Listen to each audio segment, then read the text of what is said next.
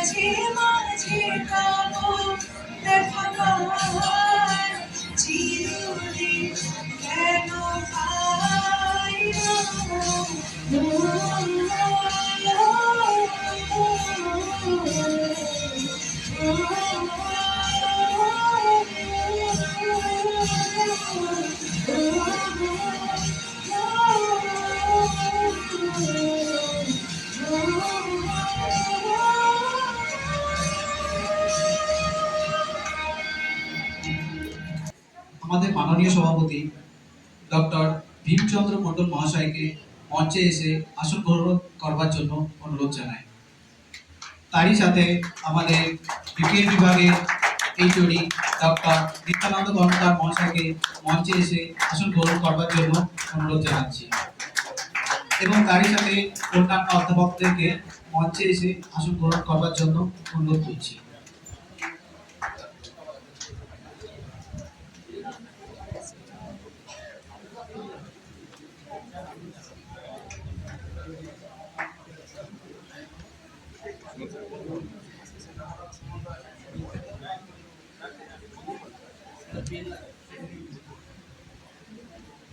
এরপর বিএড বিভাগের ইপসিতা পারিকার, রিয়া মণ্ডল, এদের দুজনকে বলবো আমাদের মাননীয় অধ্যক্ষ মহাশয় এবং অধ্যাপক মহাশয়দেরকে বরণ করে নেওয়ার জন্য।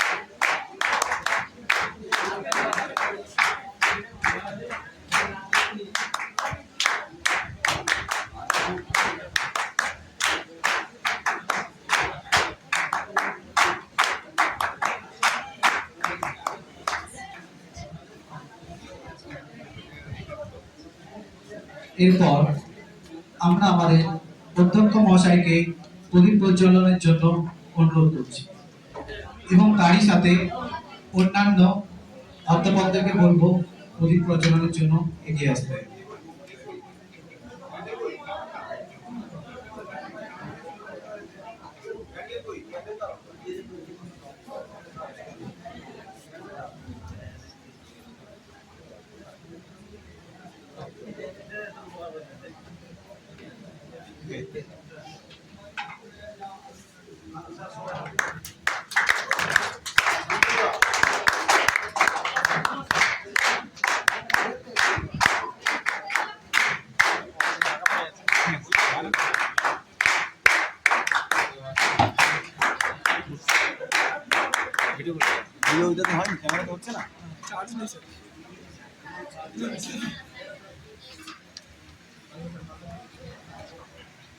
এরপর বিশ্বকবির প্রতিকৃতিতে মালদান করবার জন্য মাননীয় অধ্যক্ষ মহাশয়কে অনুরোধ করছি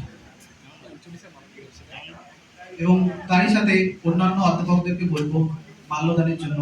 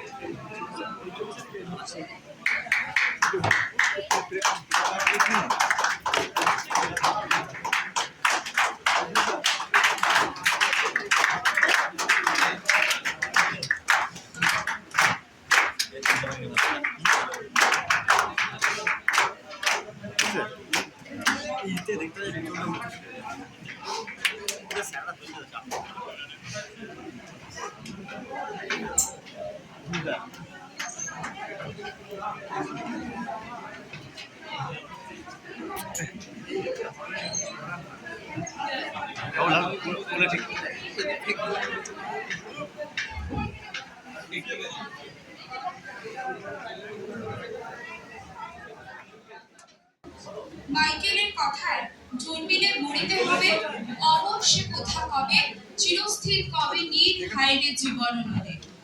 অর্থাৎ আমরা ঈশ্বরের আরাধনা দিয়ে যেরকম অনুষ্ঠান শুরু করলাম, সেই অনুষ্ঠানের মধ্যে থাকতে থাকতে আমরা সেই ঈশ্বরের আরাধনার মধ্যেই এগিয়ে যাব। পরবর্তী অনুষ্ঠান বিপিএড এর প্রথম বিভাগের ছাত্র সুমন্ত বাউরির কণ্ঠে একটি আবৃত্তির অনুষ্ঠান। তাকে মঞ্চে আসতে অনুরোধ করব।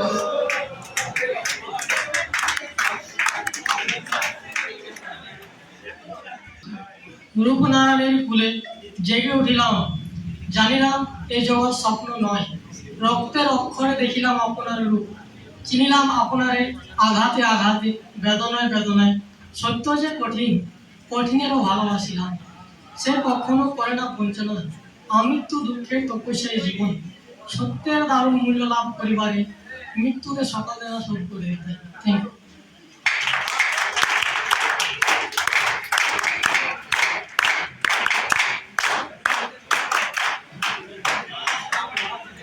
বৈশাখের আগমন মানে দারুণ অগ্নিবাণের সে। তীক্ষ্ণ গরমটাও আরামদায়ক হয় বিকালের কালবৈশাখী ঝড়ের পর। তীব্র দাবদাহের পর বৃষ্টির রেশ ধরেই রাখতে বিএডের দ্বিতীয় বর্ষের ছাত্রীর কণ্ঠে মনোমনো মেঘের সঙ্গীত।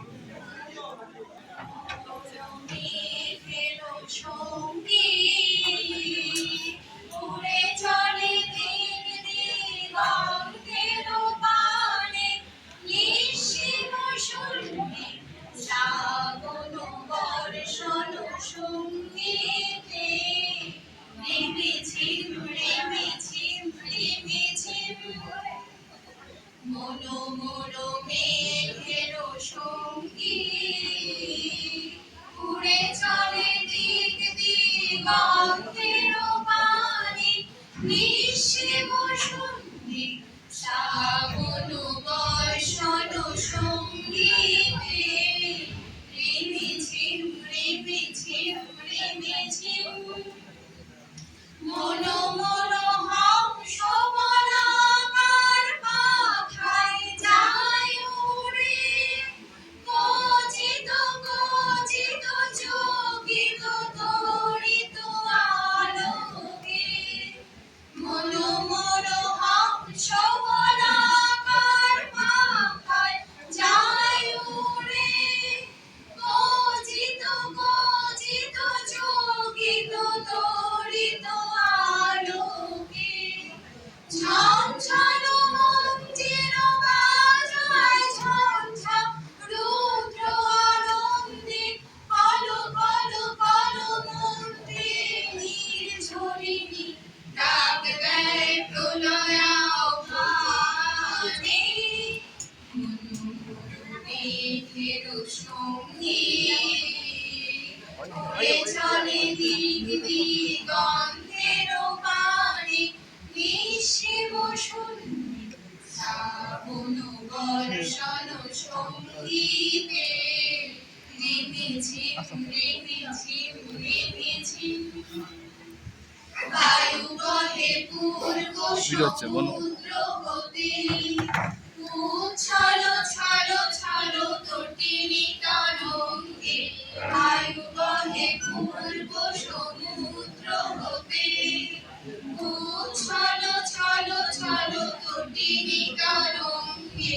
মনো মনো ধায় দারে মত প্রবাহে, আলোক মালো অরণ্যে। মনো মনো ধায় দারে মত প্রবাহে, আলোক মালো অরণ্যে। ক্ষুব্ধ শাখার আন্দোলনে, মেঘের সঙ্গীত, উড়ে চলে দিক দিগন্তের পানে, নিঃশিব সন্ধি শ্রাবণ বর্ষণ সঙ্গীতে, রিমিঝিম রিমিঝিম রিমিঝিম রিমিঝিম রিমিঝিম রিমিঝিম।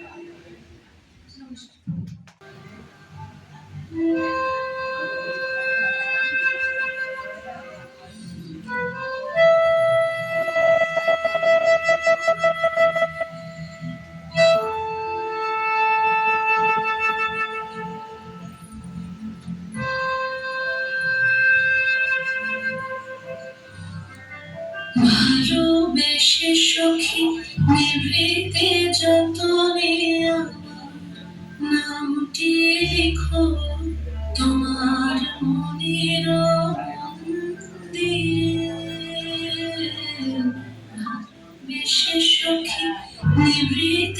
যতনে আমার নামটি লিখো তোমার মনের মন্দিরে।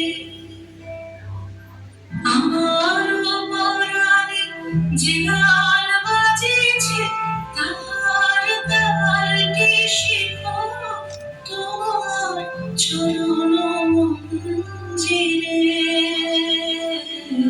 ভালোবেসে সখী নিভৃতে যতনে আমার নামটি লিখো তোমার মনের মন্দিরে।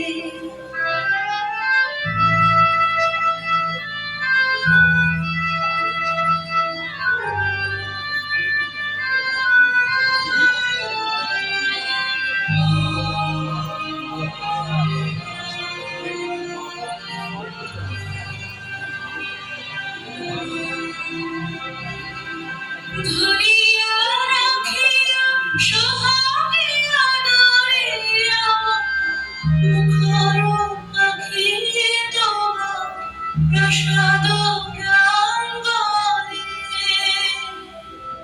মনে করে সখী বাঁধিয়া রাখিও আমার হাতের রাখে তোমার কনক কঙ্কণে।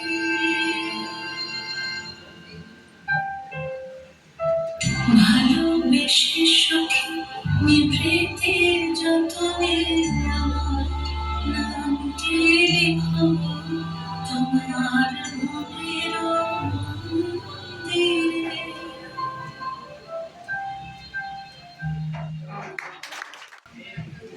আমার মল্লিকা মনি যখন প্রথম ধরেছে কলি, আমার মল্লিকা মনি তোমারও লাগিয়া তখনই বন্ধু বেঁধেছিল অঞ্জলি, আমার মল্লিকা মনি আমার মল্লিকা মনি যখন প্রথম ধরেছে কলি, আমার মল্লিকা মনি।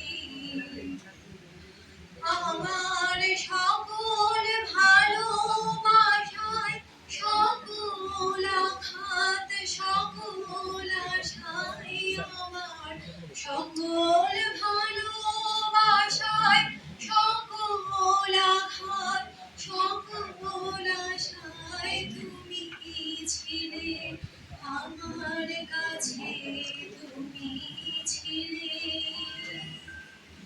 আমি তোমার কাছে যাইনি আমার হিমার মাঝে লুকিয়েছিলে, দেখতে আমি পাইনি তোমায়, আমি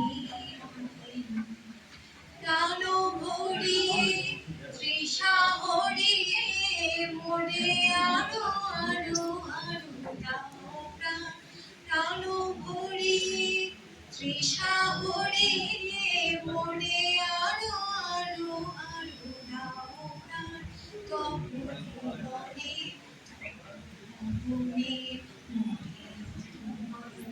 আরো দাও স্থান, মনে আরো আরো আরো দাও প্রাণ, প্রাণ ভরিয়ে তৃষা হরিয়ে মনে আরো আরো আরো দাও প্রাণ। আমি তোমারও সঙ্গে বেঁধেছি আমারও প্রাণ, সুরের বাঁধনে তুমি জানো না আমি তোমারে পেয়েছি অজানা সাধনে। আমি তোমারও সঙ্গে বেঁধেছি আমারও প্রাণ, সুরের বাঁধনে। একটু ছোঁয়া লাগে একটু কথা শুনি, তাই দিয়ে মনে মনে রচি মম ফাল্গুনি, একটুকু ছোঁয়া লাগে, একটুকু কথা শুনি, কিছু পলাশের নেশা, কিছু জাগায় নেশা, কিছু পলাশের নেশা, কিছু জাগায় নেশা, তাই দিয়ে সুরে সুরে রঙে রসে জাল বুনি, তাই দিয়ে সুরে সুরে রঙে রসে জাল বুনি, রুচি মম ফাল্গুনি, একটুকু ছোঁয়া লাগে, একটুকু কথা শুনি।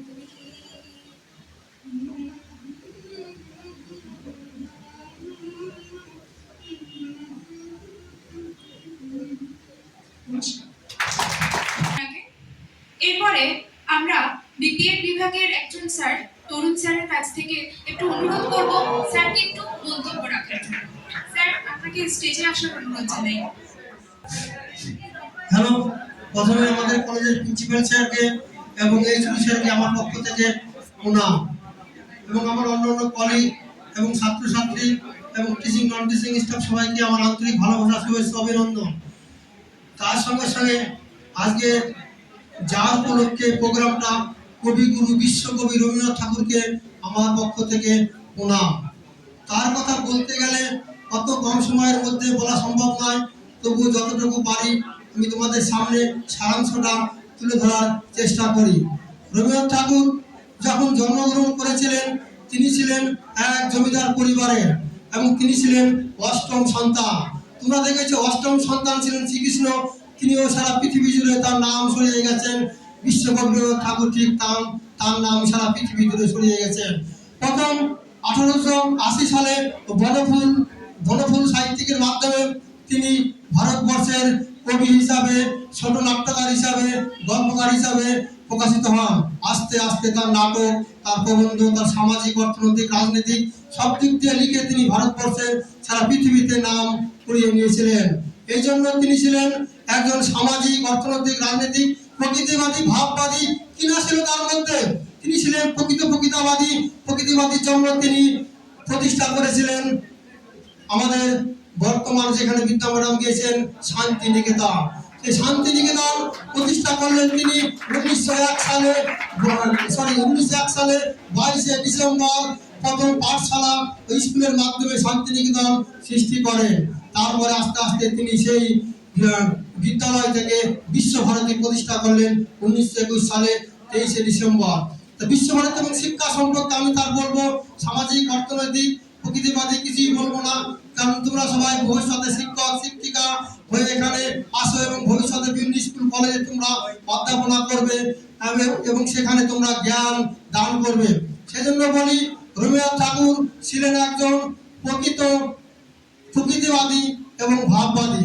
প্রকৃতিবাদী দিকটা বলি, তিনি দেখলেন আমাকে পৃথিবীতে কিছু করার জন্য। তোমরা দেখেছো নালন্দা বিশ্ববিদ্যালয় হর্ষবর্ধন আমলে প্রতিষ্ঠা হয়েছিল।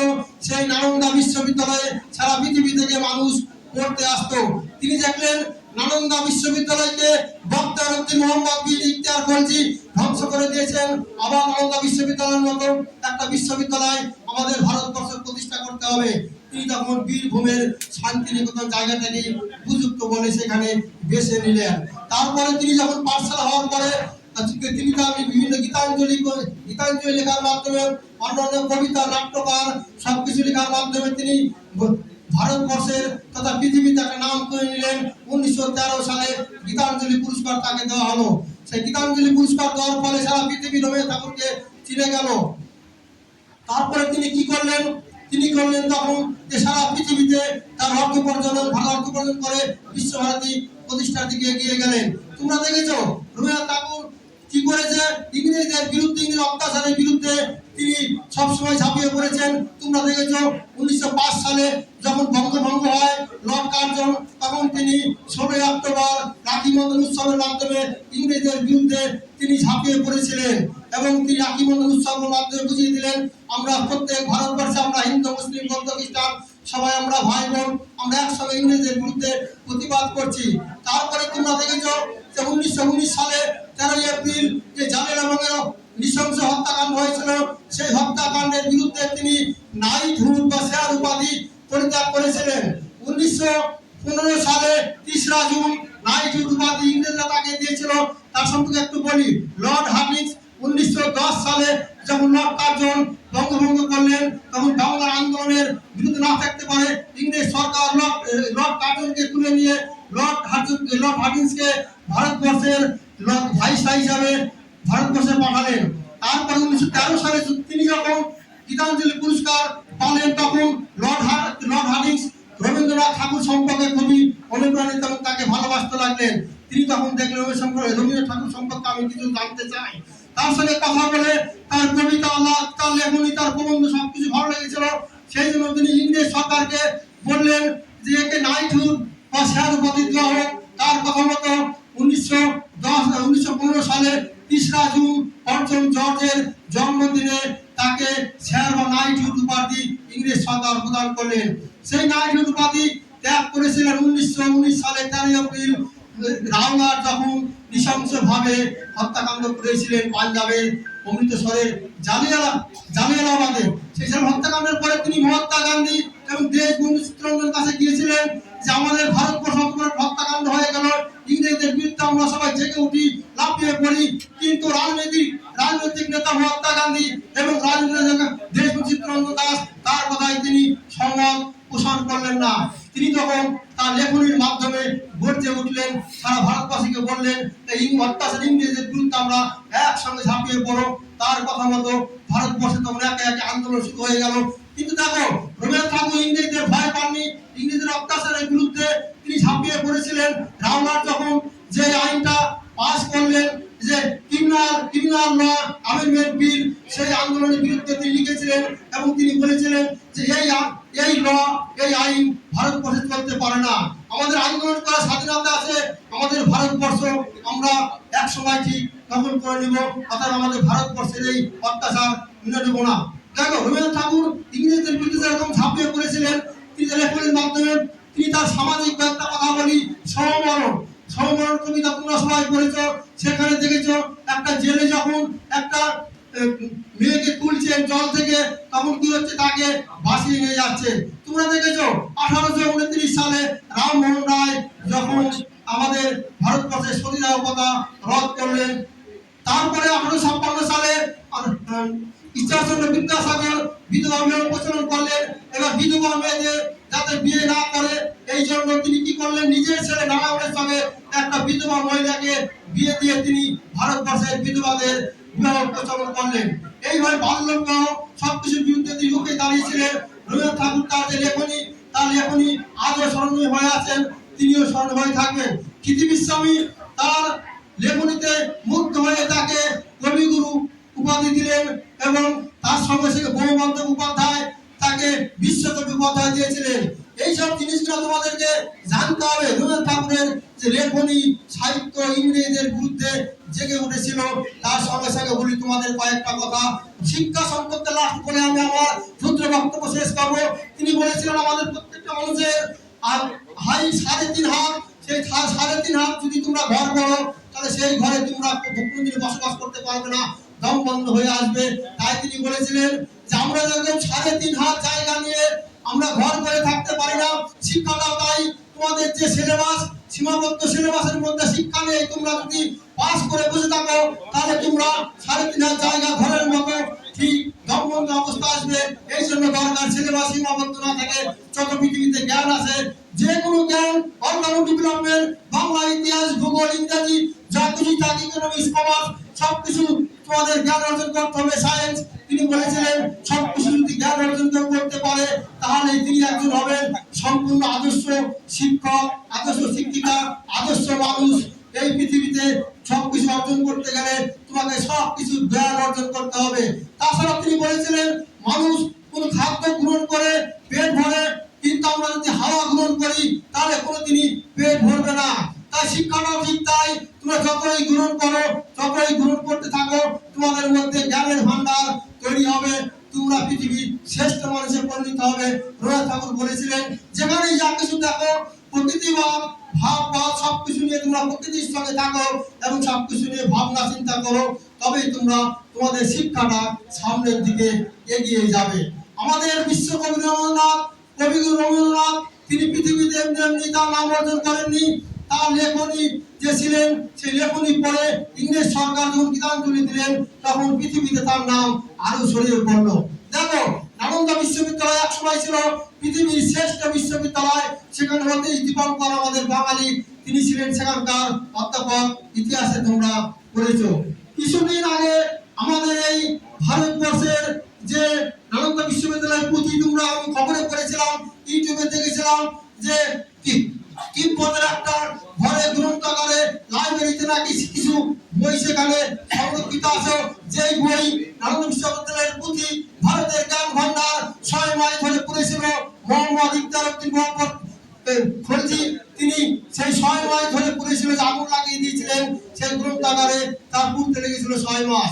আমাদের ভারতবর্ষের যে গ্রন্থ পুঁথি আজও পৃথিবী বিখ্যাত হয়ে আছেন, আমাদের রামায়ণ মহাভারতের যে কাব্যগ্রন্থ সরকার চুরি করে নিয়ে গিয়ে আজকে যে ক্ষেপণাস্ত্র সবকিছু আবিষ্কার হচ্ছে, তা ভারতবর্ষেরই তৈরি। মনীষীদের দেশ ভারতবর্ষে, রবীন্দ্রনাথ ঠাকুরের দেশ ভারতবর্ষ, স্বামী বিবেকানন্দের দেশ ভারতবর্ষ, নেতাজি সুভাষচন্দ্রের দেশ ভারতবর্ষ, সমগ্র বাঙালির গর্বের দেশ ভারতবর্ষ। এক সময় আমাদের বাংলাটা ভাবত, ভারতবর্ষ তাই ভাবত, রবীন্দ্রনাথ, স্বামী বিবেকানন্দ, নেতাজি ভাবত, ভারতবর্ষ তাই ভাবত। আর তাই আমাদের ছাত্রদেরকে বলি, তোমরা জ্ঞান অর্জন করো, তোমরা সিলেবাসে সীমাবদ্ধ না থেকে জ্ঞানটাকে আরো বাড়িয়ে তোলো। রবীন্দ্রনাথ ঠাকুরের সম্মান, স্বামী বিবেকানন্দের সম্মান, নেতাজির সম্মান আরো বাড়িয়ে তোলো। এইবার আমার ক্ষুদ্র বক্তব্য শেষ করছি। তরুণ স্যারকে অসংখ্য ধন্যবাদ এত সুন্দর একটি বক্তব্য আমাদের সামনে উপস্থাপন করার জন্য। এরপর সম্মানীয় ডক্টর শান্তনু গোলই মহাশয়কে মঞ্চে এসে কিছু বলবার জন্য অনুরোধ করছি।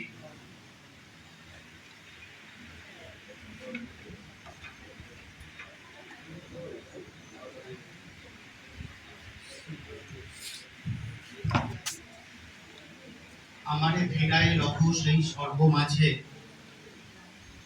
যেটা হতে অহরহ অঙ্কুরিছে মুকুলিছে মুঞ্জরিছে প্রাণ, শতেক সহস্র রূপে গুঞ্জরিছে গান, শতলক্ষ সুরে উচ্ছ্বসী উঠিছে নিত্য, অসংখ্য ভঙ্গিতে প্রবাহী যেতেছে চিত্র ভাবস্বরে। আজ বিশ্বকবি কবিগুরু রবীন্দ্রনাথ ঠাকুরের জন্মদিন 25শে বৈশাখ। এই উদ্দেশ্যে আমাদের নিখিলবঙ্গ শিক্ষণ মহাবিদ্যালয়ের নিবেদন, হে নিপন দেখা দিন আরবার জন্মের প্রথম শুভক্ষণ। আমাদের মধ্যে আছেন আমাদের খুব কাছের প্রাণোজ্জ্বল নিখিলবঙ্গের নবপ্রকা মাননীয় অধ্যক্ষ ডক্টর ভীমচন্দ্র মহাশয়। আমাদের মধ্যে উপস্থিত আছেন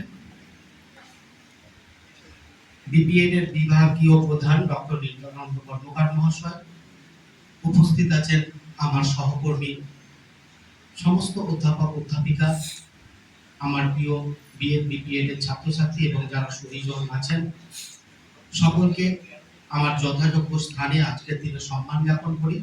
সেই সঙ্গে আমার অন্তরের অন্তঃস্থল থেকে সমস্ত শ্রদ্ধা নিবেদন করি সেই মহাপুরুষের উদ্দেশ্যে, যাকে কেন্দ্র করে আজ শুধু আমার রাজ্য নয়, শুধু আমার দেশ নয়, সারা পৃথিবী বিভিন্ন জায়গায় সকাল থেকে রাত্রি পর্যন্ত কর্মমুখর আজকের একটা দিন, সেই দিন 25শে বৈশাখ। সেই সঙ্গে আমাদের সঙ্গে উপস্থিত হয়েছেন আমাদের অধ্যাপক ডক্টর দীপ্তিমান ঘোষ মহাশয়, স্যারকেও আমি যথাযোগ্য সম্মান জানাই। আমার আগে এইমাত্র তরুণবাবু যেভাবে বলে গেলেন রবীন্দ্রনাথ সম্পর্কিত, এরপর বোধহয় আমার আর কিছু বলার লাগে না। আমি কয়েকগুলো দিক আজকের দিন সম্পর্কে আমার ছেলে মেয়েদের কাছে এবং আমার সহকর্মী বন্ধু বান্ধব যারা আছেন এবং বিদগ্ধ জন যারা আছেন তাদের কাছে কতগুলো প্রশ্ন চিহ্ন তুলে ধরতে চাইছি আজকের দিনে। প্রথম কথা আমি বলতে চাই, রবীন্দ্রনাথ মানে কি শুধু 25শে বৈশাখ এবং 22শে শ্রাবণ? রবীন্দ্রনাথ তো শুধু আমরা তাকে 25শে বৈশাখ আর 22শে শ্রাবণের মধ্য দিয়ে আবদ্ধ রাখতে পারি না। রবীন্দ্রনাথ তো বিশ্বজনীন, সবার রবীন্দ্রনাথ, সারা পৃথিবী রবীন্দ্রনাথ। আর তিনি তো বলেইছেন, মোর নাম এই বলে খ্যাত হোক, আমি তোমাদেরই লোক। এই তোমাদেরই কথাটা অত্যন্ত তাৎপর্যপূর্ণ। এর মধ্যে সমাজের সর্বস্তরের মানুষ, সমস্ত পেশার মানুষ যেমন আছে, তেমনি আছে বিভিন্ন সম্প্রদায়ভুক্ত মানুষ। আমরা আজ এই 25শে বৈশাখ আমাদের দেশে, সারা বিশ্বে এক জন্মোৎসবে পালন করা হয়, একটা উৎসবের আকার ধারণ নিয়েছে। ঠিক যেমন আমরা আশ্বিন মাসে পুজোর সময় ওই দুর্গা পুজো, কালী পুজো, ভাতৃ দ্বিতীয়া ইত্যাদি আমাদের উৎসব পালন করি, ঠিক যেমন আমার মুসলমান ভাই বোনেরা এক মাস রমজানের পর তারা রোজা পালনের পর এক মাস পর তারা ঈদের পালন করে, ঈদ উৎসব হয়। ঠিক যেমন আমার খ্রিস্টান ভাই বোনেরা 25শে ডিসেম্বর তারা পালন করে, ঠিক সেইভাবেই এই 25শে বৈশাখ আমরা পালন করি। কিন্তু এই দুই পালনের মধ্যে একটু স্বাতন্ত্র্য আছে, আর সেই স্বাতন্ত্র্যটা বোধহয় রবীন্দ্রনাথের জন্য সম্ভব। আমরা 25শে বৈশাখকে কোনো ঈদ, কোনো দুর্গা পুজো, কোনো খ্রিস্ট ধর্মাবলম্বী মানুষজনের জন্য পালন করি না। 25শে বৈশাখ সবার 25শে বৈশাখ। একজন হিন্দু সন্তানের 25শে বৈশাখ, মুসলমান সন্তানের 25শে বৈশাখ, খ্রিস্ট ধর্মাবলম্বী মানুষের কাছে 25শে বৈশাখ। আমরা যেন সেই মহামানবের সাগর ক্ষেত্রে মিল খুঁজে পাই সবার মধ্যে থেকে। সবাইকে মিলিয়ে দেন এই আমাদের কবিগুরু রবীন্দ্রনাথ ঠাকুর। এর আলাদা কোনো জাত নেই, এর আলাদা কোনো গোত্র নেই, এর আলাদা কোনো ধর্ম নেই। একটাই ধর্ম আছে, সে ধর্ম হলো মানবতার ধর্ম। যে ধর্ম বারবার রবীন্দ্রনাথ তার বিভিন্ন লেখার মধ্য দিয়ে, বিভিন্ন কাব্য কবিতার মধ্য দিয়ে আমাদের সামনে তুলে ধরেছে। এ তো গেল রবীন্দ্রনাথ সম্পর্কিত। আমরা রবীন্দ্রনাথকে বলে থাকি যে সাহিত্যের মানে আমাদের জগতের একজন অক্টোপাস। অক্টোপাস দেখবেন যে যখন নিজেকে মেলে ধরে থাকে, তার পাশ দিয়ে যে সমস্ত জীবজন্তু যায় তাকে আঁকড়ে নেয়। ঠিক রবীন্দ্রনাথও সেইভাবে আমাদের আঁকড়ে নেয়। আমরা যখন স্কুল কলেজে পড়তাম, বিশেষ করে যখন স্কুলে পড়তাম, মাধ্যমিক দিতাম, সবাই দিয়েছি আমরা, এখানে আমরা একটা রচনা করতাম। রচনাটা ছিল প্রতিদিনের জীবনে বিজ্ঞান, তাই না? প্রতিদিনের জীবনে বিজ্ঞান। আমার মনে হয় আমাদের স্লোগান হোক প্রতিদিনের জীবনে রবীন্দ্রনাথ। একটু ভেবে দেখবেন, ভাবার সময় এসেছে। আমরা যখন সকাল থেকে রাত্রি ঘুমাতে যাই, সেই সর্বক্ষণে আমরা যেন রবীন্দ্রনাথকে খুঁজে পাই কোথাও, তার অস্তিত্বকে কোথাও খুঁজে পাই। সকালবেলা হলো, আমরা যদি রবীন্দ্রসঙ্গীত দিয়ে আমাদের দিনটা শুরু করি, তারপর বাসে কামে যেতে যেতে সেখানেও রবীন্দ্রসঙ্গীত বাজছে, দুপুরবেলা ঘুমাতে যাচ্ছি সেখানেও রবীন্দ্রসঙ্গীত পাচ্ছে, রাত্রে, সব ক্ষেত্রে। এবং সর্বস্তরের মানুষের জন্য, সর্বপেশার মানুষের জন্য রবীন্দ্রনাথ আষ্টে পৃষ্ঠে জড়িয়ে আছে। রবীন্দ্রনাথ তাদেরকে আঁকড়ে ধরেছেন। রবীন্দ্রনাথকে বাদ দিয়ে আমাদের জীবনের কোনো দিককে আমরা খুঁজে পাই না। আমরা মূলত যে সাহিত্যের জগতে দেখি, সেখানে দেখি কি, আমরা দেখি যে একজন কবি, তিনি মূলত কবি, একজন প্রাবন্ধিক, তিনি মূলত প্রাবন্ধিক, একজন নাট্যকার, তিনি মূলত নাট্যকার, একজন ঔপন্যাসিক, তিনি মূলত ঔপন্যাসিক। কিন্তু রবীন্দ্রনাথ একে কোন দিকে, সাহিত্যের কোন ক্ষেত্রে এনার অবদান নেই? সর্বং সহা, সব দিকে সজাগ দৃষ্টি, এবং সে যে দৃষ্টি, সেই দৃষ্টি আপামর মানুষকে, শুধু আমার বাঙালিকে নয়, সারা পৃথিবীব্যাপী আপামর মানুষকে একবারে প্লাবনের স্রোতে গা ভাসিয়ে দিয়েছে। তাই আমরা শুধুমাত্র এই হেন মানুষকে 25শে বৈশাখ এবং 22শে শ্রাবণের মধ্যে সীমাবদ্ধ রাখবো না।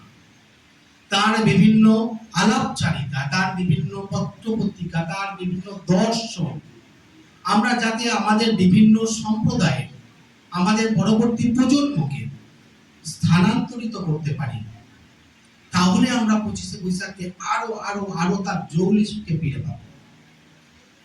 আজ আক্ষেপের সুরে বলতে হয়, রবীন্দ্রনাথ একটা ইনভেস্টমেন্ট। আমরা পড়ছি, আমাদের প্রশ্ন দিই BEd, education is an investment. Yes, Rabindranath is an investment. আমরা রবীন্দ্রনাথকে ভাঙিয়ে খাচ্ছি, এবং সমাজের সর্বস্তরের ক্ষেত্রে তার যে পদচারণা, সেটাকে অস্বীকার করার জায়গা কোথায় ভাই? আজ তরুণবাবু খুব সুন্দরভাবে বিস্তৃত বিশ্লেষণ করেছেন, আরো স্যারেরা এসছেন, ওনারা বলবেন। আমি আমার স্মরণে নেই, তবুও আজকে বাসে আসতে আসতে আমার মনে হলো যে কিশোর বয়সে আবৃত্তি করা এবং সকলের পরিচিত একটা খুব পরিচিত কবিতা, সেটার মধ্য দিয়ে আমি আজ আমার শ্রদ্ধাঞ্জলি জানাবো কবিগুরুকে। কবিতাটার নাম সবাই জানি, সবাই শুনেছি, যদি মানে ভুলে যায় নিজ গুণে মাফ করে দেবেন আপনারা। কবিতাটির নাম আফ্রিকা। কোন ইচ্ছা হলো বলার আছে। উদ্ভ্রান্ত সেই আদিম যুগে স্রষ্টা যখন নিজের প্রতি অসন্তোষে নতুন সৃষ্টিকে বারবার করছিলেন বিধ্বস্ত, তার সেই ঘন ঘন মাথা নাড়ার দিনে রুদ্র সমুদ্রের বাহুর পাঁচি ধরিত্রীর বুকের থেকে ছিনিয়ে নিয়ে গেল তোমাকে আফ্রিকা। বাঁধলো তোমাকে বনস্পতির নিবিড় পাহারায়, কৃপণ আর অনন্তপুরে, সেখানে নিভৃত অবকাশে তুমি সংগ্রহ করছিলে দুর্গমের রহস্য, চিনছিলে জল স্থল আকাশের দুর্বোধ সংকেত, প্রকৃতির অতীত জাদুর মন্ত্র জাগাচ্ছিল তোমার চেতনাতীত মনে, বিদ্রুপ করছিল ভীষণকে বিরূপের ছদ্মবেশে, সংখ্যাকে চাচ্ছিলে হার মানাতে, আপনাকে উগ্র করে বিভীষিকার প্রচন্ড মহিমায় তাণ্ডবের দুন্দুবিনী নাদে। হায় ছায়া আফ্রিকা, কালো ঘোমটার নিচে অপরিচিত ছিল তোমার মানব রূপ, উপেক্ষার আবিল দৃষ্টিতে এলোরা লোহার হাত করি নিয়ে, নৌচাঁদের তীক্ষ্ণ তোমার নেকড়ের চেয়ে এলো মানুষ ধরার দল, গর্বে যারা অন্ধ তোমার সূর্য হারা বরফ নিচ্ছে, সত্যের বরবর্ণ নগ্ন করলো আপন নির্লজ্জ মানসতা, তোমার ভাষাহীন ক্রন্দনে বাষ্পাকুল অরণ্য পথে পঙ্কিল হলো তুমি, তোমার রক্তে উৎসুতে মিশে দস্যু পায়ে কাটা মারা জুতোর তলায় বিভৎস কাদার পিণ্ড চিরচিহ্ন দিয়ে গেল তোমার অপমানিত ইতিহাসে। আজ যখন পশ্চিম দিগন্তে পদস্কাল, ঝঞ্ঝা বাতাসের ঊর্ধ্বশ্বাস, যখন গুপ্ত গহ্বর থেকে পশুরা বেরিয়ে এলো, অশুভ ধ্বনিতে ঘোষণা করলো দিনের অন্তিম কাল, এসো যুগান্তের কবি, আসন্ন সন্ধ্যার শেষ রশ্মিপাতে দাঁড়াও ওই মানহারা মানবীর দ্বারে, বলো ক্ষমা করো হিংস্র গোলাপের মধ্যে সিংহ তোমার শত্রুতার শেষ পূর্ণবান। ধন্যবাদ সকলকে, সকলে খুব ভালো থাকবেন। আজকের দিনটি খুব ভালোভাবে উদযাপন হোক, স্যারেরা এসছেন, আরো আমরা সমৃদ্ধ হব। ধন্যবাদ সকলকে। বৃষ্টি, অগ্নিবাণ, এমনকি সমস্ত অনুষ্ঠানের ঈশ্বরের আরাধনার পরে আরেকটা যে বেশ দিক আমরা প্রায় পার হয়ে যাচ্ছিলাম, সেই দিকটা হলো দেশবন্দনা।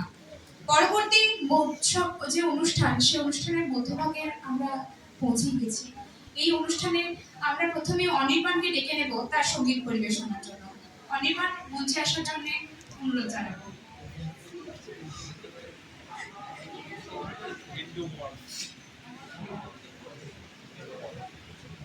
তোলো বিশাল মাইকে তুলে দাও।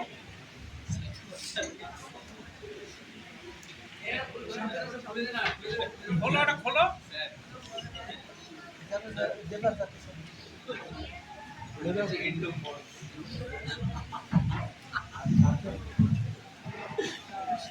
হ্যালো, ওইটা বলিনি, স্ট্যান্ডে তুলতে বলে। চরণ ধরিতে দিও গো আমারে, নিও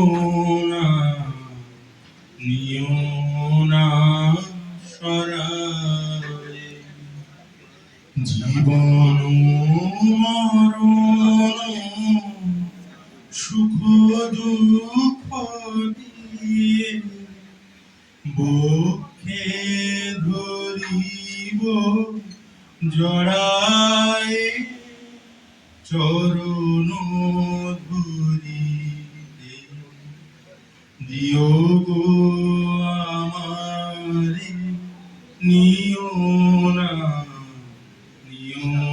না সরায়, স্খলিত শিথিল কামনার ভার, বহিয়া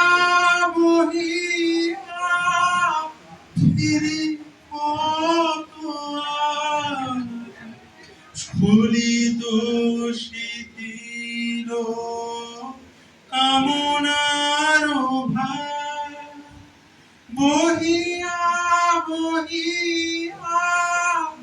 ফিরি কত আর, নিজ হাতে তুমি গেথে নিও হার, ফেলো না আমারে ছড়ায়, চরণ ধরিতে দিও গো আমারে, নিও না সরায়, চির বিপাশিত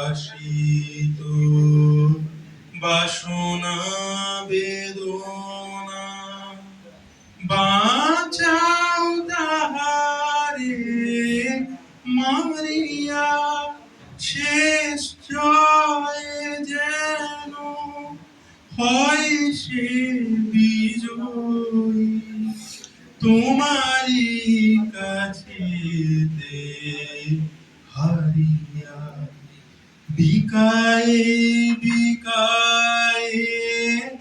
দিন আপনারে, পারি না ফিরিতে দুয়ারে তোমারি করিয়া, নিও গো আমারে, বরণের মালা পরায়ে, চরণ ধরিতে দিও গো আমারে, নিও না সরায়।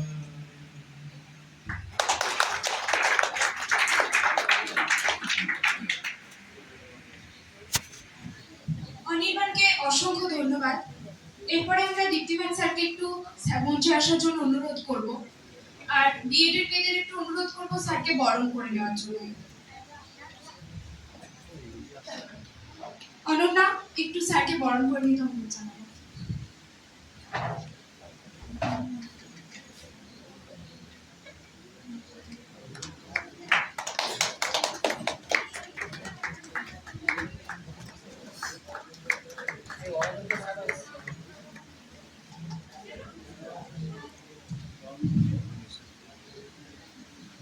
দীপ্তিমান স্যারের পর অরবিন্দ স্যারকেও একটু মঞ্চে আসতে অনুরোধ জানাবো, তাকেও বরণ করে নিতে বলবো বিএড এর ছাত্রীদের।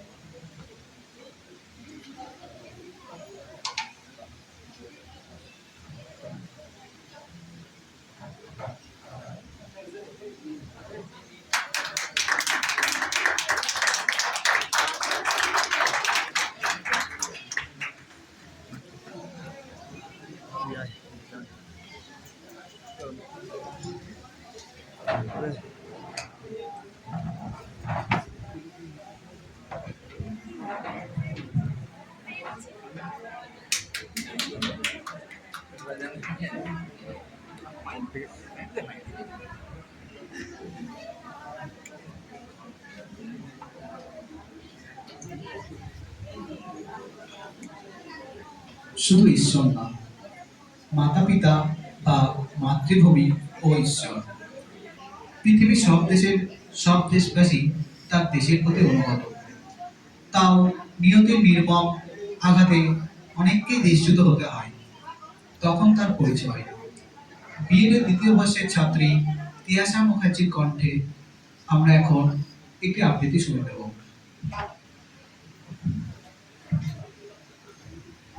নমস্কার, আমার আজকের পরিবেশনা রবীন্দ্রনাথ ঠাকুরের লেখা পরিচয়। একদিন তরিখানা থেমেছিল এই ঘাটে লেগে, বসন্তের নূতন হাওয়ার বেগে। তোমরা সুধায় ছেলে করে ডাকি, পরিচয় কোনো আছে নাকি, যাবে কোনখানে? আমি শুধু বলেছি কে জানে। নদীতে লাগিল দোলা, বাঁধনে পড়িল টান, একা বসে গাহিলাম যৌবনের বেদনার গান। সেই গান শুনি কুসুমিত তরুতলে তরুণ তরুণী তুলিল অশোক। মোর হাতে দিয়ে তারা কহিল, এ আমাদের এলো, আর কিছু নয়, সে মোর প্রথম পরিচয়। তারপর জোয়ারের বেলা সাঙ্গ হলো তরঙ্গের খেলা। কোকিলের ক্লান্ত গানে বিস্মৃত দিনের কথা অকস্মাৎ যেন মনে আনে। কনক চাপার দল পড়ে ঝুড়ে, ভেসে যায় দূরে। ফাল্গুনের উৎসব রাতের নিমন্ত্রণ লিখন হাতের ছিন্ন অংশ তারা অর্থহারা। ভাটার গভীর টানে তরিখানা ভেসে যায় সমুদ্রের বাণী। নতুন কালের নবযাত্রী ছেলে মেয়ে শুধাইছে দূর হতে চেয়ে। সন্ধ্যার তারার দিকে বহিয়া চলেছে তরণীকে। সেতারিতে বাঁধিলাম তার, গাহিলাম আর বার, মোর নাম এই বলে খ্যাত হোক, আমি তোমাদেরই লোক, আর কিছু নয়, এই হোক শেষ পরিচয়। নমস্কার।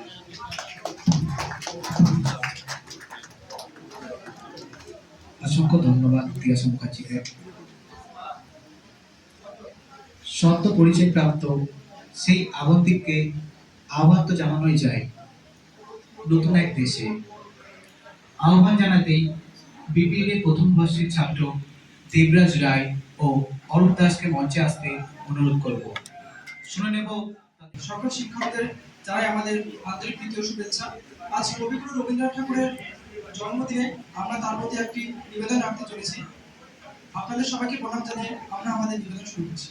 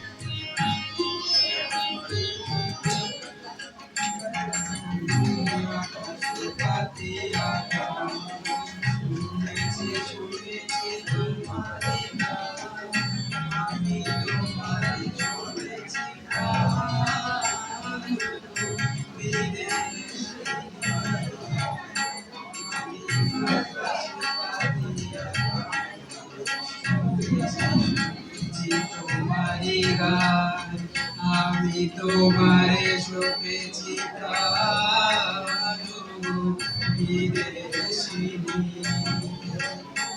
বড় তুমি অশেষে আমি এসেছি নূতন দেশে আমি অতিথি তোমারি দ্বারে ও বিদেশিনী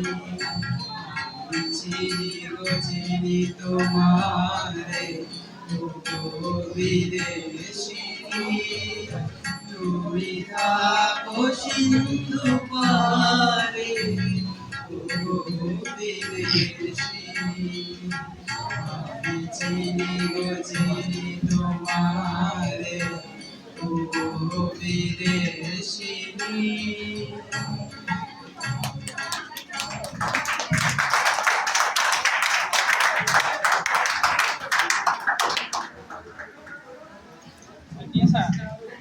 অসংখ্য ধন্যবাদ অরূপ দাস ও দেবরাজ রায়কে। অনুষ্ঠানের প্রায় শেষ পর্বে ভালোবাসার আরাধনার পরবর্তী সঙ্গীত অনুষ্ঠানে বিএড দ্বিতীয় বর্ষের ছাত্রী অনুপমা মণ্ডলের কণ্ঠে শুনে নেব।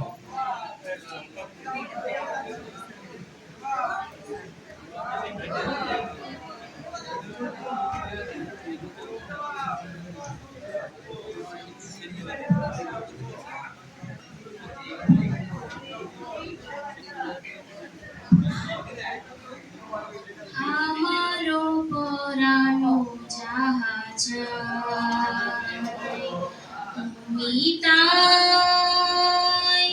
তুমি তাই গো আমারও পরানো যাহা চায় তোমা ছাড়া রে জগতে মোর কেহ নাই কিছু নাই গো আমারও পরানো যাহা চায় তুমি তাই গো আমারও পরানো যাহা চায় তুমি সুখ যদি নাহি পাও যাও সুখের সন্ধানে যাও তুমি সুখ যদি নাহি পাও যাও সুখের সন্ধানে যাও আমি তোমারে পেয়েছি হৃদয় মাঝে আরো কিছু নাই চাই গো আমারও পরানো যাহা চায়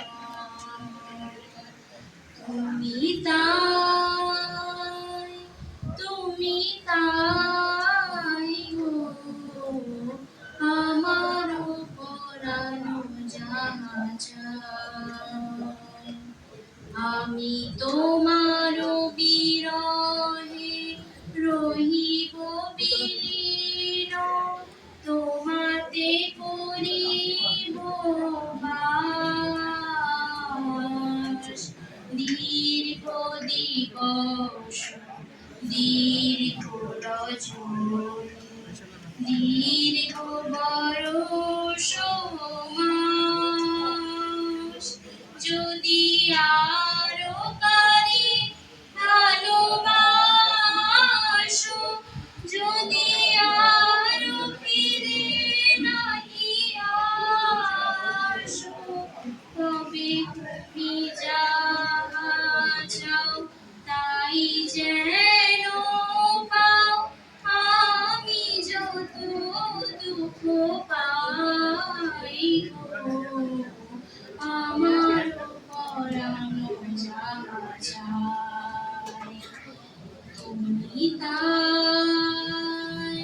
তুমি তাই গো আমার পরানো যাহা চায়।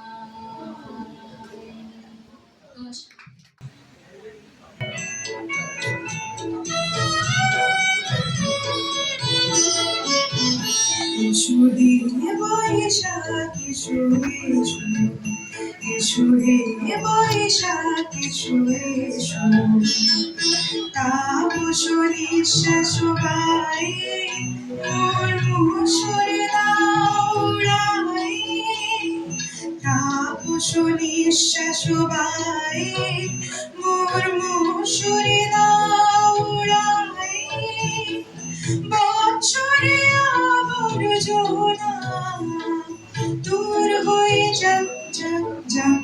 এসো এসো, এসো হে বৈশাখ এসো এসো, এসো হে বৈশাখ এসো এসো।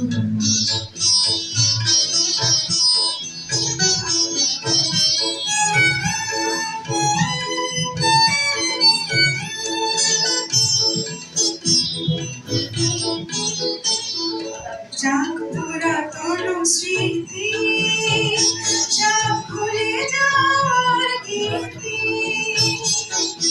যাক পুরাতন স্মৃতি, যাক ভুলে যাওয়ার গীতি, যাক অশ্রু বাষ্প সুদূরে মিলান যাক যাক।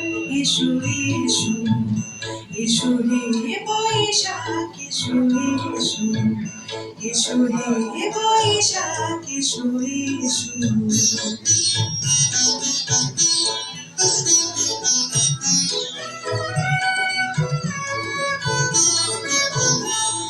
মুছে যাক গ্লানি ঘুচে যাক জরা, অগ্নি স্নানে শুচি হোক ধরা, মুছে যাক গ্লানি ঘুচে যাক জরা, অগ্নি স্নানে শুচি হোক ধরা, রসের আবেশ রাশি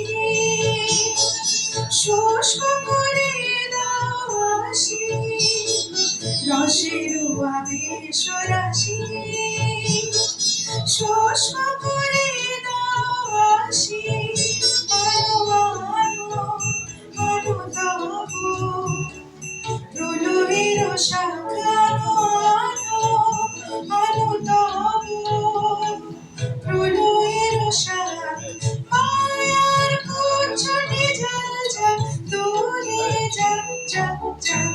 এসো এসো, এসো হে বৈশাখ এসো এসো, এসো হে বৈশাখ এসো এসো, তাপস নিঃশ্বাস গায়ে মোর মুসরে দাউড়াই, তাপস নিঃশ্বাস গায়ে মোর মুসরে দাউড়াই, বছরে আবর্জনা দূর হয়ে যাক যাক যাক। এসো এসো, এসো হে বৈশাখ এসো এসো, এসো হে বৈশাখ এসো এসো, এসো হে বৈশাখ এসো এসো, এসো হে বৈশাখ এসো এসো।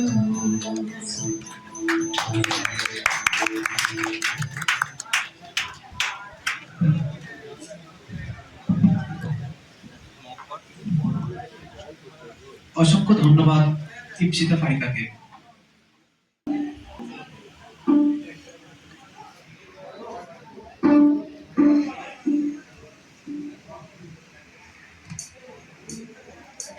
It's 12:42 p.m.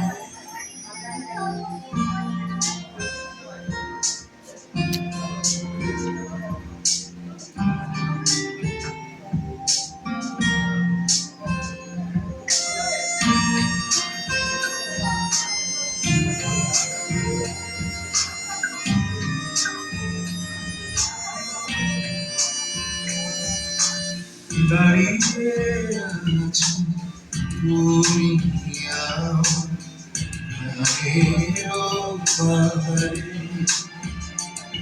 আমার সুরগুলি কি পায় ঝরো, আমি পাইনে তোমারে, দাঁড়িয়ে আছো তুমি আমার গানের বাহারে।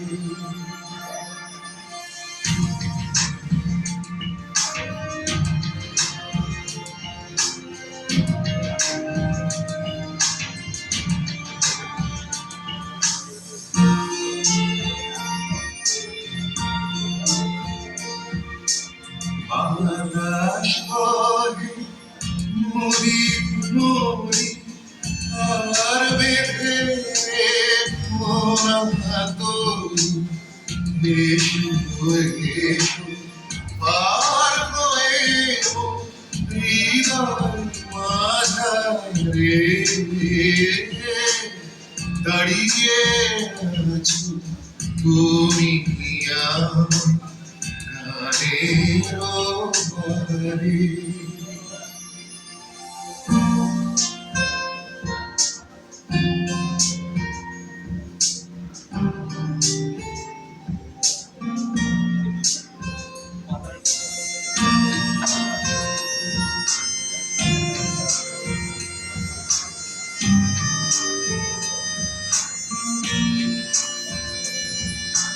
তোমার সাথে গানের খেলা, দূরের খেলা যে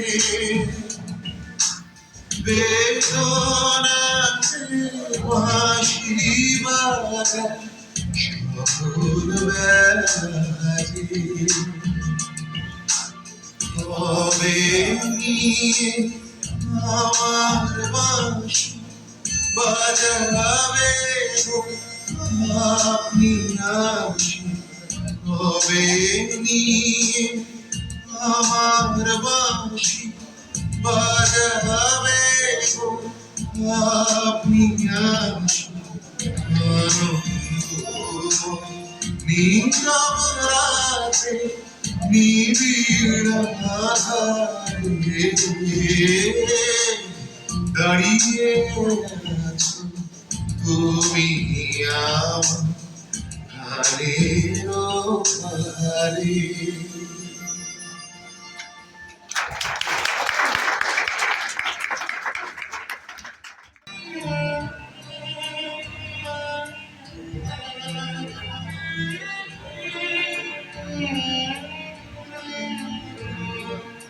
আকাশ ভরা সূর্য তারা, বিশ্ব ভরা প্রাণ, তাহারি মাঝখানে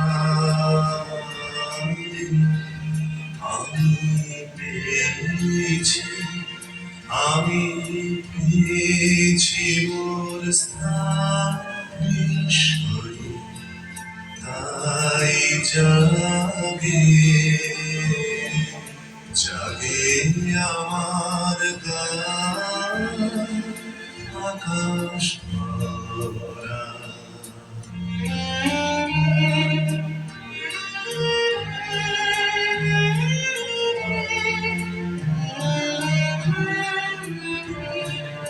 অসীম কালে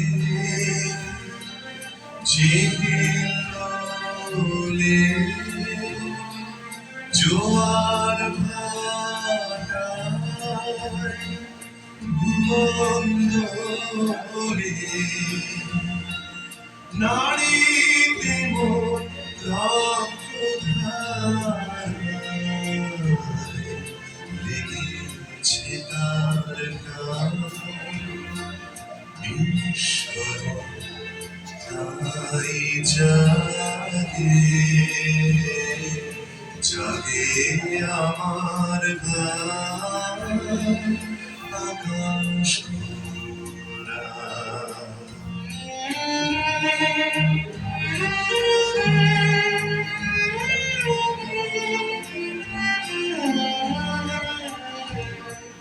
ঘাসে ঘাসে ফেলেছি মনের পথে চেপে ফুলের গন্ধে উঠেছে মনে ছড়িয়ে আছে আনন্দের বিস্ময়ে তাই জানে জানে আমার পেতেছি চোখ মেলেছি ধরার বুকে প্রাণ ঢেলেছি যার মাঝে অজানা রে করেছি সন্ধ্যা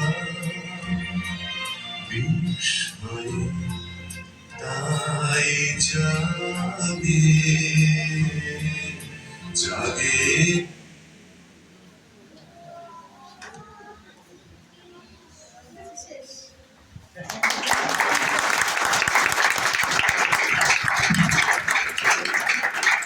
এত সুন্দর একটি নৃত্য অনুষ্ঠান আমাদের সকলের সামনে উপস্থাপন করবার জন্য সুস্মিতা ম্যামকে অসংখ্য ধন্যবাদ জানাই। কালীরা কিছু করবে না? রবীন্দ্রনাথের জায়গা, আচ্ছা আচ্ছা, সে রবীন্দ্রনাথের জায়গার লোক, আপনি কি করবেন না? এরপর আমাদের সভাপতি মহাশয়কে, ডক্টর ভীমচন্দ্র মণ্ডল মহাশয়কে মঞ্চে এসে কিছু বক্তব্য রাখার জন্য অনুরোধ করব। তারই সাথে অনুষ্ঠানের সমাপ্তি ঘোষণার জন্য অনুরোধ করব। আমাদের শ্রদ্ধেয় শিক্ষক, শিক্ষাকর্মী, ছাত্রছাত্রীবৃন্দ, আজ কবিগুরুর ১৬২তম জন্মদিনে নিখিলবঙ্গের ক্ষুদ্র নিবেদন একদম শেষ প্রান্তে। আসলে এইসব দিনগুলো উদযাপন করা তার একটা গুরুত্ব তো রয়েছে, যেটা আমাদের শিক্ষক তরুণবাবু এবং খুব সুন্দরভাবে বলেছেন আমাদের শান্তনুবাবু। ফলে অ্যাকচুয়ালি এটা হচ্ছে একটা বার্তা, যে বার্তার মাধ্যমে রবীন্দ্রনাথের যে চিন্তা ভাবনা, তার যে সর্বতোমুখী তার যে কার্যাবলী, সেগুলো আমাদেরকে ভবিষ্যৎ প্রজন্মের মধ্য দিয়ে সঞ্চারিত করা, সেটাও আমাদের একটা ট্রেনিং কলেজের বা ভাবী শিক্ষকের একটা কর্তব্যের মধ্যে পড়ে। তাই এই দিনগুলো কখনোই ছুটির দিন হিসাবে গণ্য হওয়া উচিত নয়, অন্তত শিক্ষক শিক্ষণ মহাবিদ্যালয়গুলিতে, এবং দেখবে বিভিন্ন বিদ্যালয়ে এটা পালিত হয়। এখন প্রশ্ন করতেই পারো যে এটা কি আমাদেরকে কোথাও 25শে বৈশাখ নির্দিষ্ট দিনেই পালন করতে হবে? এই প্রশ্নটা জাগে, কারণ পয়লা বৈশাখ থেকেই এই উৎসব শুরু হয়ে যায় এবং বিভিন্ন জায়গাতে, বিশেষ করে বিশ্বভারতীতে পয়লা বৈশাখের দিনটা পালিত হয়। তো বিভিন্ন জায়গাতে পালিত হয়, যেমন গতকাল অনেক জায়গাতে পালিত হয়েছে, আগামীকালও পালিত হবে।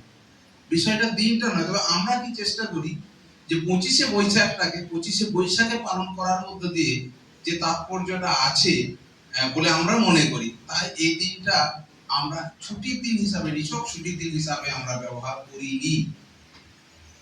সেজন্য আজকে আমি ধন্যবাদ জানাই আমাদের শিক্ষক, শিক্ষিকা, শিক্ষাকর্মী, যারা সাধারণভাবে এই দিনটাতে ছুটির দিন হিসাবে পরিগণিত মানসিকভাবে মনে করলেও তারা আমাদের এসেছেন এবং এই অংশে, এই অনুষ্ঠানে তারা অংশগ্রহণ করেছেন, তাদের মতামত দিয়েছেন এবং রবীন্দ্র চিন্তা ভাবনাটাকে বৃহত্তর সমাজের মধ্যে ছড়িয়ে দিতে সহযোগিতা করেছেন।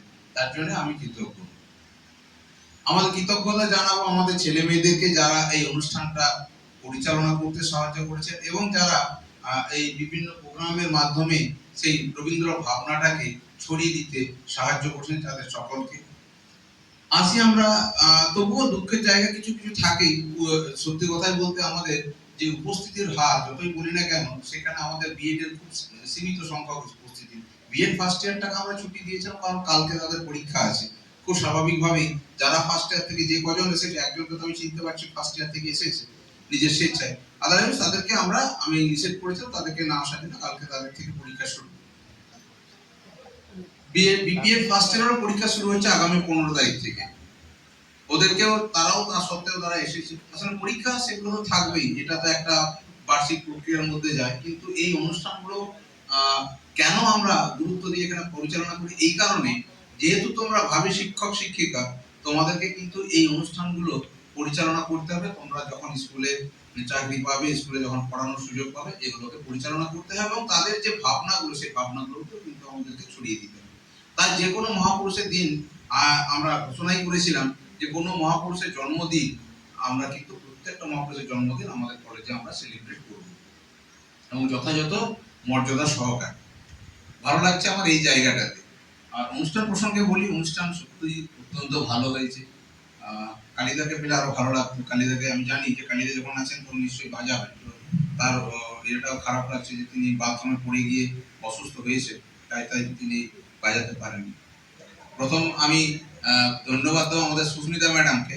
এটা নিয়ে তার দ্বিতীয় পারফরমেন্স আমরা দেখলাম, যদিও কি যান্ত্রিক কারণে তার শেষ কেন হলো না, একটা যান্ত্রিক কারণ হয়ে গেল। পরবর্তীকালে আরো সতর্ক থাকবেন যারা রয়েছেন এই জায়গাগুলোতে, কারণ আমরাও কিন্তু একটা এনার্জি নিয়ে বসি। যারা দেখি দর্শক, তারাও কিন্তু একটা এনার্জি নিয়ে বসে। তাদের কাছে এইরকম যদি বিরক্তিকর সিচুয়েশন উপস্থিত হয়, তাদের কিন্তু পুরো রসভঙ্গ হয়। এটাকে মাথাতে রাখতে হবে। আমি ধন্যবাদ জানাবো যারা প্রত্যেকে এখানে পারফর্ম করেছে, নৃত্য থেকে সঙ্গীতানুষ্ঠান, তারা তাদের প্রত্যেকে তাদের যে সর্বোচ্চ প্রচেষ্টা, সেই প্রচেষ্টার মাধ্যমে তারা তুলে ধরেছেন, রবীন্দ্র ভাবনাকে তুলে ধরেছেন এবং পরবর্তীকালে তারা আরো তুলে ধরবেন এই আশাটা রাখছি। এবং যেহেতু আজকে ছুটির দিন, অবশ্যই আমাদের বিপিএড অলরেডি স্টাডি লিভ হয়ে গেছে, আর আমাদের BEd first year already study লিভে চলছে। থার্ড ইয়ারের বিএড সেকেন্ড ইয়ার মাত্র কয়েকজন এসেছে, হয়তো ভেবেছিলাম ওদেরকে আমি ছেড়ে দেবো, কিন্তু আমার মনে হয় না যে তাদেরকে আগামীকাল ছুটি দেওয়ার কোনো মানে আছে। এনিওয়ে, আমাদের কাল থেকে পরীক্ষা, সুতরাং নোটিশ তোমাদের যাবে। 10, 11, 12, 13 বিপিএড এর থিওরি ক্লাস হবে না, আর বিএড এর কোনো ক্লাসই হবে না 10, 11, 12, 13, কারণ এটা হচ্ছে আমাদের এক্সাম ভেন্যু, ঠিক আছে। কিন্তু বিপিএড সেকেন্ড ইয়ারের যেটা প্র্যাকটিক্যাল ক্লাস সকাল সন্ধ্যে, সেটা কিন্তু যথারীতি হবে, রাইট? ফলে তোমরা বিপিএড এর সেকেন্ড ইয়ারের সকাল সন্ধ্যে ক্লাসটা হবে। আর বিপিএড এর ফার্স্ট ইয়ারের ছেলেদেরকে স্টাডি লিভ দেওয়া হয়েছে, তাদের জন্য আমার শুভকামনা রইল। বিএড ফার্স্ট ইয়ারের জন্য আমার শুভকামনা রইল। ওদের পরীক্ষা কাল থেকে, তাদের পরীক্ষা 15 তারিখ থেকে। বিপিএড এর পরীক্ষাটা হচ্ছে তোমার গোলাপবাগ ক্যাম্পাসে পরীক্ষাটা হবে এবং যথাযথ আমরা চেষ্টা করছি তাদের অ্যাকোমোডেশনের এবং বর্তমানেই যাতে তোমরা থাকতে পারো সেই চেষ্টাটা আমরা চালাচ্ছি। আশা করা যায় সেটা হয়ে যাবে। লাস্ট ইয়ারে তারা ছিল এখানে, ফলে তাদেরকে আমাদের শুভকামনা রইল এবং তোমাদের মাধ্যমে আমাদের কলেজকে সকলে চিনবে। শুধু একটা কথাই বলে রাখি, আমার বিএড এর ফার্স্ট ইয়ার, থার্ড ইয়ার যে বাইরের সেন্টারে পরীক্ষা দিতে যাচ্ছ, সেই পরীক্ষাতে মনে রাখবে তুমি নিখিলবঙ্গ শিক্ষণ মহাবিদ্যালয়কে রিপ্রেজেন্ট করছো। কোনরূপ আনফেয়ার মিনে যদি কোনো খবর পাই, মানে ওই কলেজ যদি সাসপেন্ড নাও করে, আমি নিশ্চিতভাবে আমি এখান থেকে তার যাতে রেজাল্টটা ডিফল্ট হয় এবং সেই জন্য ফেল করে, সেই ব্যবস্থা করব। গতবারে আমার কাছে খারাপ লেগেছে, আমার কাছে এরকম কোনো রিপোর্ট এসেছিল, আমি তখন অ্যাকশনটা নিইনি। কিন্তু এবার বলে দিলাম, যদি বাইরের কোনো কলেজ থেকে আমাদের আনফেয়ার প্র্যাকটিসের কোনো খবর আমাদের কাছে আসে, আমি সেই কলেজকে রিকোয়েস্ট করবো যে তারা যেন সাথে সাথে তার খাতা এক্সপ্লেন করে এবং আমাদেরকে ইনফর্ম করে দেয়। আমরা কন্ট্রোলারকে বলবো কোনো পরিস্থিতিতে যেন তাকে না ছাড়া। ফলে আর তোমরা যারা ইউনিভার্সিটিতে পরীক্ষা দিতে যাচ্ছ, বিপিএড ফার্স্ট ইয়ারকে বলছি, ট্রাই টু কি করবে, কলেজের সুনাম যেটা আমাদের এতদিন পর্যন্ত রক্ষিত হয়ে আসছে, সেটাকে এগিয়ে নিয়ে যেতে সাহায্য করতে হবে। এই ছোট্ট একটা শুভকামনার মধ্যে দিয়ে আজ কবিগুরুর 162তম জন্মদিনে তোমাদের প্রত্যেকের পথ চলার পথটা শুভ হোক এবং প্রত্যেকে রবীন্দ্র ভাবনাটাকে বিভিন্ন দিকে ছড়িয়ে দেবে, এই কামনা করে আজকের এই অনুষ্ঠানের সমাপ্তি ঘোষণা করছি। ধন্যবাদ সকলকে।